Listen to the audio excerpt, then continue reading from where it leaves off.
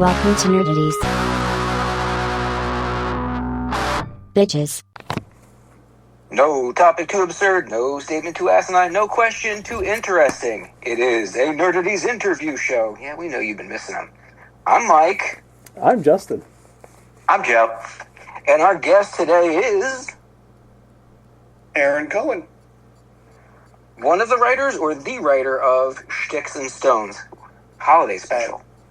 The writer of Sticks and Stones Holiday Special and co-creator with Alex Schumacher, who is the artist on the series. Please, if you would, give us a quick breakdown of the concept. Sure. Sticks and Stones Holiday Special is spun out of a short that Alex and I did for the Cloakroom Holiday Anthology, which was the third issue of the Cloakroom Anthology. It was created for that, and we thought, we love these characters and the story, and we really want to do it as a series and push it out more. So the first book we decided to do was a holiday special, and it's essentially 3 Jewish holidays, 3 Mad Cat mysteries, 1 Meshuggah family. So it's really about this one family going through these 3 holidays together, and you get to learn more about them and how they all interact and how quirky and crazy all these holidays are. And our main character, Ben, fancies himself sort of a Columbo meets Bugsy Siegel kind of guy. And as a 12-year-old, he puts himself in the middle of these mysteries that he concocts for all the holidays. So every holiday is Hanukkah, Passover, and Purim, and they are connected through each one being a mystery and through Ben being interviewed and being interviewed for his cousin's YouTube channel, and then connecting them through him talking about how he approaches holidays and why he likes solving these mysteries. That sounds like a very fun concept. I read through the Kickstarter, which is going right now, right? You're about halfway through it. We are halfway through it. Essentially, tomorrow is our halfway point, yeah. All right. Hopefully we help.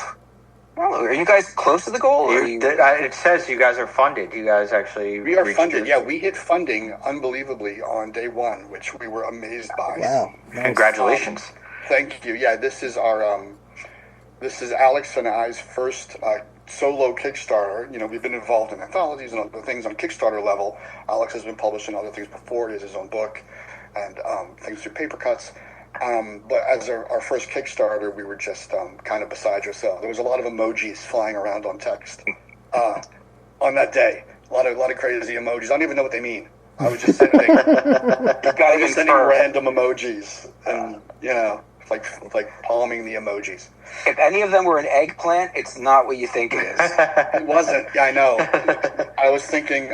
You know what? We're going to celebrate. Who wants eggplant parmesan? Yeah. I love it. It said, "This is not your boobies" comic book. Yes. I love that. It sounds like my grandmother. The funny part, what I do with Ben is, if it were a Scorsese movie and all of the Italian slang was replaced with Yiddish. Okay. That's awesome. Yeah. So it's not Goodfellas, but he's an alright guy. Yeah, it's the nice menches. The one thing that surprised me reading through the Kickstarter breakdown, not Mel Brooks, not J.J. Abrams, not even Seth Rogen has created a Juniverse. Are there more lead characters in the Juniverse, or is it all Ben's? Is he the lead in pretty much everything? No, that's kind of something Alex and I wanted to explore. Ben has this entire family of amazing characters. So, what I was talking about there is that you have this entire mishpocha, right? The entire family of Ben's, and the idea behind it is it's Jewish representation, but it's also, this is every family, this is every holiday, and looking at any family's culture of extended family, multi-generational households, right? Where you have everyone kind of coming together, and everyone has the same sort of plight. I'm a kid at a holiday that I don't really want to be at. How do I make it entertaining? Where do I fit in my family, right? How do I see them versus how I want to be seen? Okay. And there's a lot of fun aspects to play, but we do it in a very Sunday Funnies, Charles Schultz or Bill Watterson or, kind of way. And Alex is just so masterful at cartooning in that way and creating that emotion and fun, in the moment. So all the characters will kind of get a little bit of a time to shine, and as the series continues past the holiday special, is what we're hoping we'll be able to explore them more.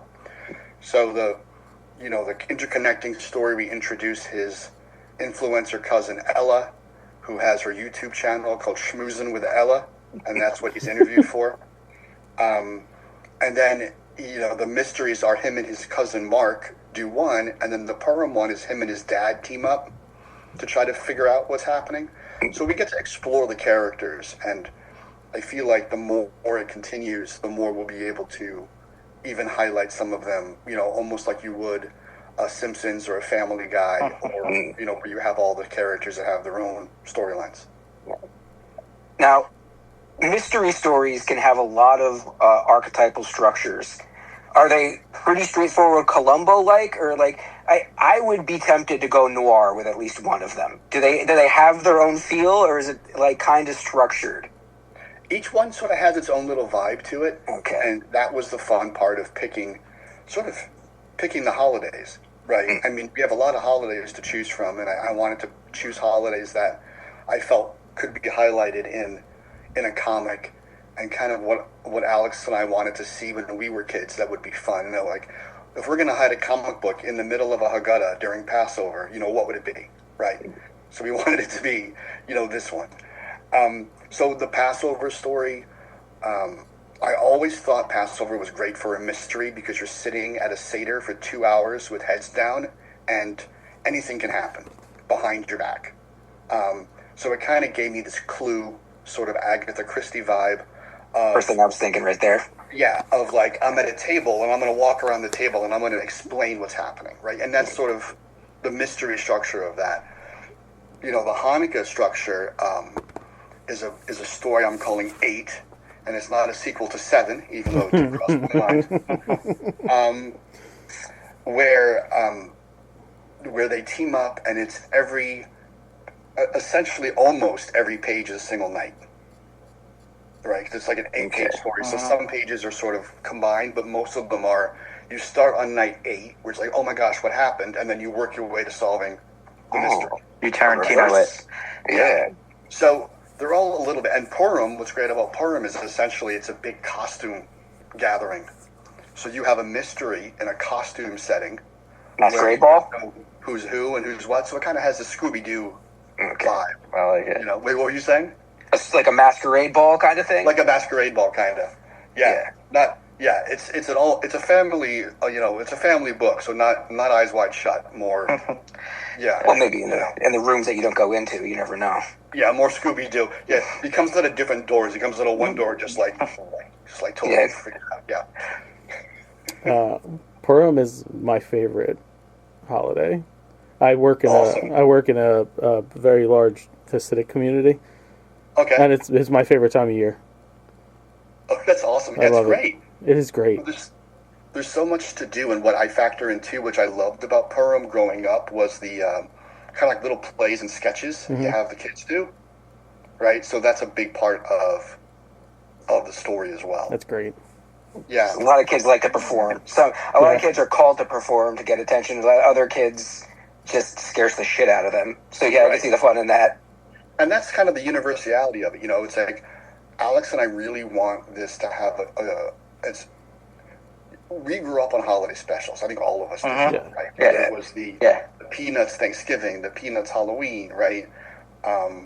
Even Rugrats had a Hanukkah special, right? But you have all the Christmas specials.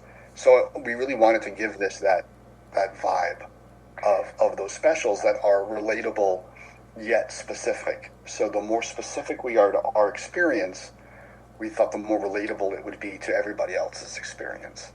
With everyone has that aunt or that uncle or that one relative who you only see at holidays who keeps reintroducing themselves because they don't think you'll remember them. Right? I remember you, and yes, I barely remember you too. Yeah. Do you know who I am? You're this big. You're the one who pinches my cheeks, aren't you? Yes, you are. It's always risky to talk religion at all, I feel.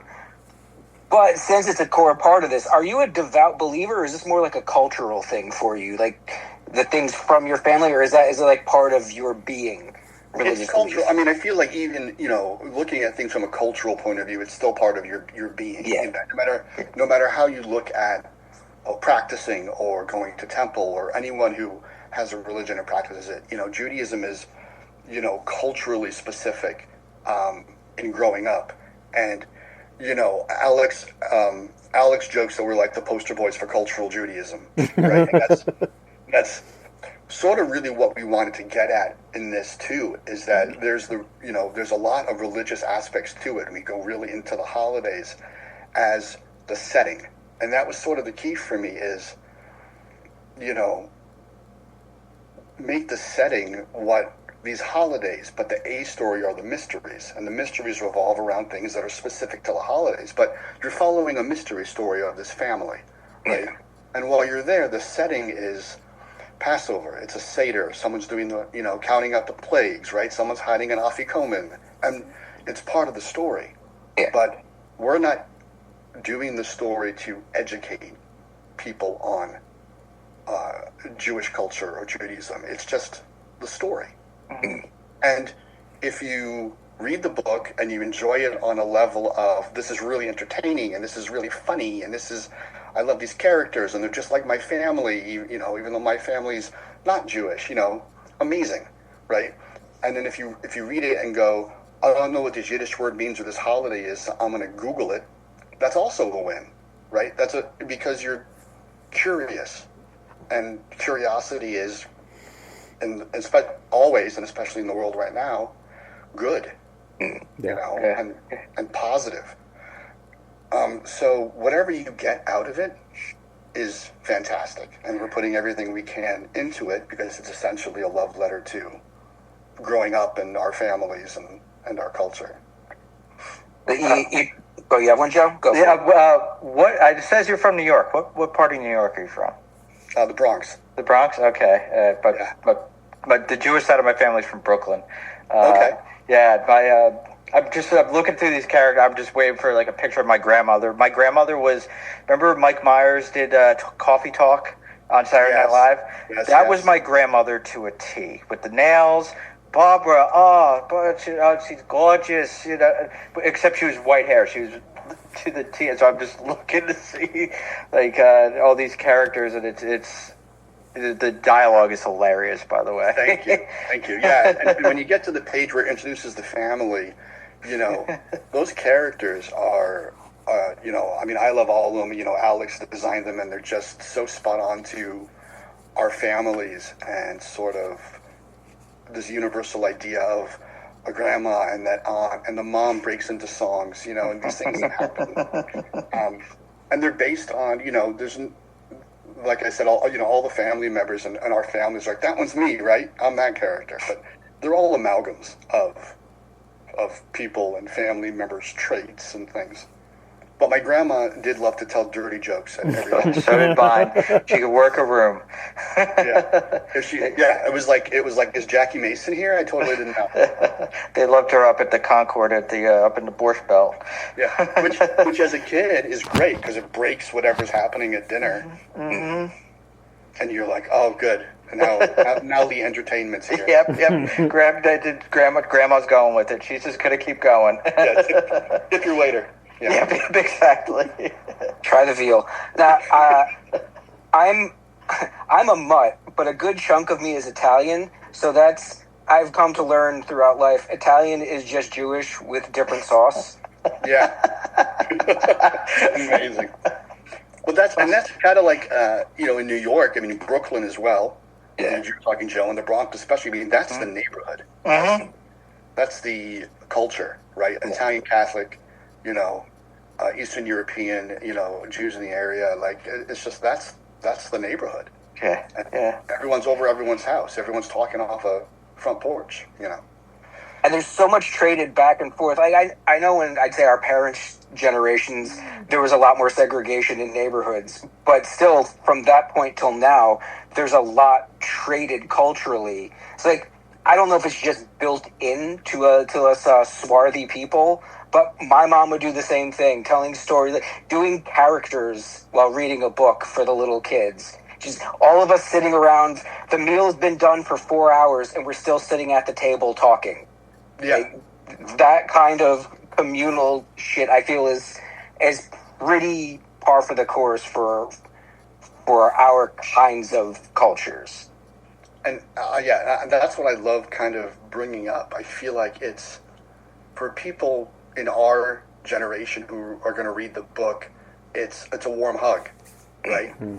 And for kids who are reading the book, it's also funny and interesting, and it might give a little bit of insight into different times or current times. I just think it's something that works on different levels for different people, and it doesn't matter what level it works on for a specific reader, as long as they're getting something out of it and enjoying the story, you know, and you know, having a good time and bringing some level of joy to it, you know. So you bring up kids, so it is written all ages. You're trying to get as many people in to check it out as you can, right? Yeah, for sure. I mean, that's the style of it. It's something that I think families could enjoy. There's actually a tier that we added to the Kickstarter called Stay in Shul, and it's a bundle tier for religious institutions. Doesn't have to be temples. It could be churches. It could be whoever wants, and also community centers and JCCs and educational, preschools or other schools or whatever who want to buy a number of books. You could buy 20 books at a heavy discount, retailer level discount, and then Alex and I will also do a 30 to 45 minute video chat with your class or your community, awesome. Or whatever you want. Because I think it's that would be something that would be of interest, and if anyone's interested in that, we wanted to make sure it was a box that was ticked off. Now, was the Akira cover a request, or was that an artist's choice? That was an artist's choice. So nice. Alex Schumacher, my co-creator and the artist on the book, did the cover A, which is beautiful with Ben, with all the family playing cards. The Akira cover was done by Ralph Singh, who is our colorist and the letterer, and he's also of the series, and is also a great artist as well. So he said, I think I can really make an interesting Akira homage cover. And I said, I think this would be the only Jewish Akira homage cover that exists, and I'm all in, right? So I love that cover too. I think if you like Akira and you collect those covers, and not a lot of them have a kid with a yarmulke walking towards a Hanukkah bike. It's kind of become mandatory now. If you've got a nerdy thing, and if you go on long enough, you got to do an Akira homage. Yeah, you guys got it out of the way really early. We got it out of the way with the holiday special. Once he said that's walking awesome. Towards a kid's bike for Hanukkah, I was like, yeah, okay, it's gonna be awesome, And yeah, he crushed it. He put the dreidel on the back of the coat instead of the pill. I'm like, come on. And then first kind of to hear it here. Tomorrow we're going to drop the preliminary pencils on the variant C cover that hasn't been announced yet, and that's going to come out tomorrow as a new offering on Kickstarter. Nice. So that's the Mike Kunkel cover, which is I've seen it and it's unbelievable. And Mike Kunkel is honoring us with his artistry for our cover. You might know him from his Eisner Award-winning series Hero Bear and the Kid, or Billy Batson and Shazam for DC. And he just did a crypto story for DC as well. So he's amazingly talented, and he crushed it on this variant cover, and that's going to drop tomorrow. That's a great pull. One of the standard questions we ask every guest, and are you still in New York? I should get that out of the way first. I'm based in Portland, Oregon, but currently right now I'm in Connecticut. So I'm on the East Coast right now. Okay, love Connecticut. So I'm on your time. That could play into this question because I've heard quite a bit about Connecticut's pizza. How important is pizza in your life? We ask everybody this question because it is a fulcrum of our existence. Do we have another? That might be all you need to say. Yeah. So Connecticut pizza is, in my opinion, it's the best pizza. I know people will fight over pizza, but I love a Connecticut slice. I love the New Haven slice. I love the thin crust with a little bit of the burn. And Connecticut pizza. When I come here, it's my first stop is the Dunkin' Donuts. Just Dunkin' now. Just Dunkin'. Remember this. Just Dunkin', yeah, because it's cooler now. Yeah. And a slice of pizza.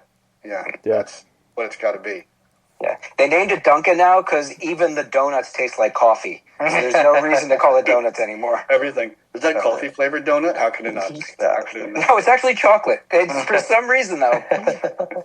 It's a Boston cream coffee. Have you seen? I must watch like at least once a month or once every other month the Casey Affleck Dunkin' Donuts sketch on SNL. Yep. Oh my gosh, I love that sketch. So it cracks me up every time. One of my favorite accents to do. I like being a voice guy. I like doing a bunch of. Every time I get to do a Boston accent, I think it becomes more and more ridiculous. Yeah, you go. If you lean hard into it. Yeah.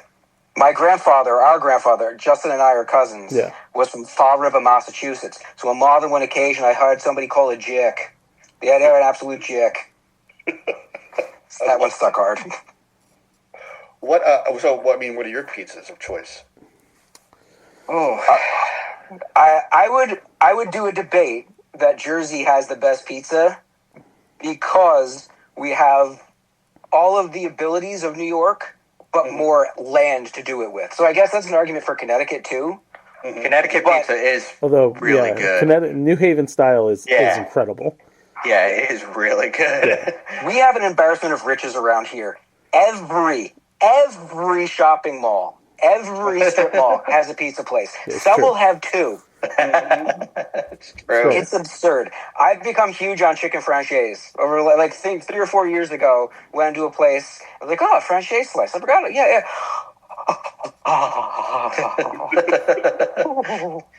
So I judge places on their franchise, their buffalo, and of course their plain. You gotta start with the plain. Yeah, you gotta have a good plain slice. Plain slice. Yeah, I knew I wasn't on the East Coast anymore when I moved to the West Coast, and I ordered a slice, and they asked what kind. Yeah.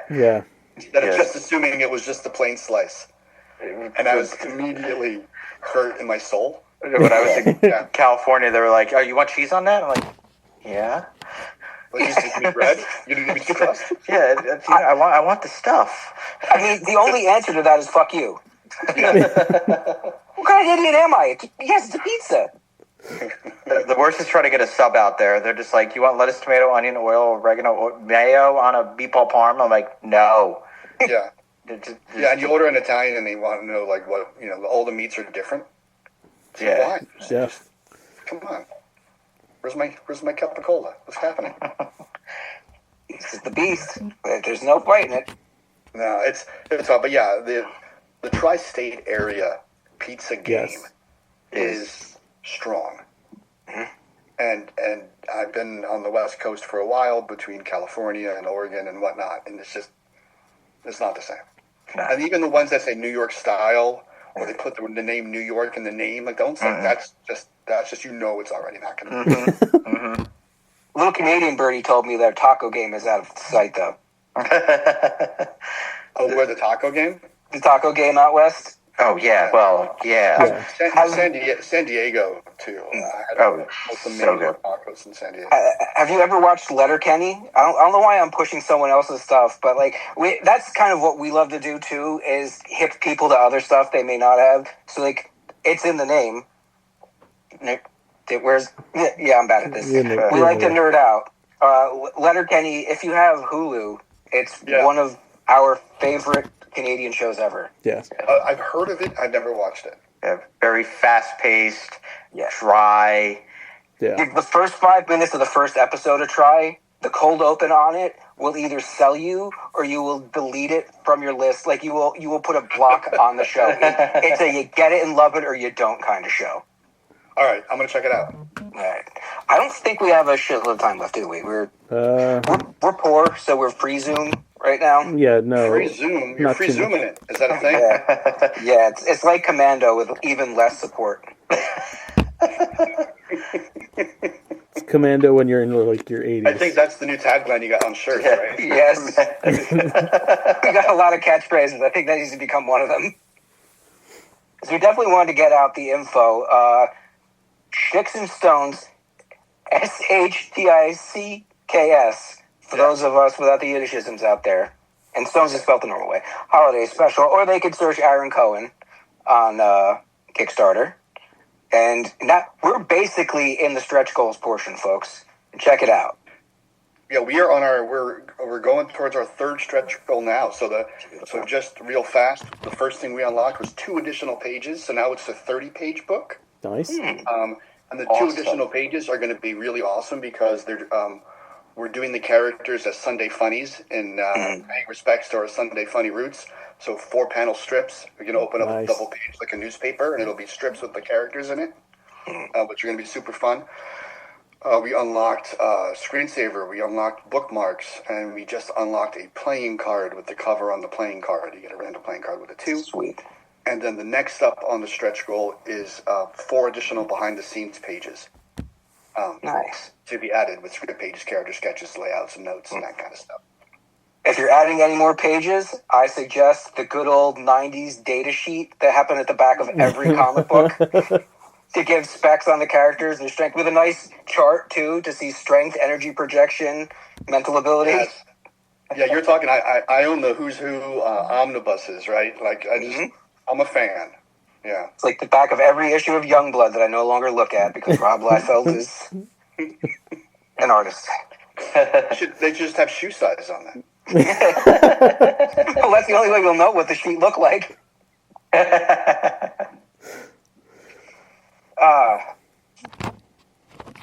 Are we out of time? Tomorrow the new cover drop, so everyone. Yeah. Oh, yeah. It's worth checking out. So we are basically out of time. Love talking to you, Aaron.